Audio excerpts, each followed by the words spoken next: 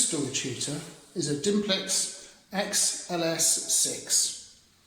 Now, as you probably can see, there are no buttons to control it apart from the rocker switch to the left.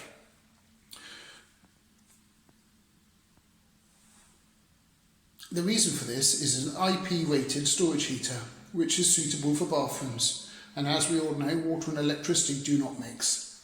So to use it, when the weather is cold, turn it on.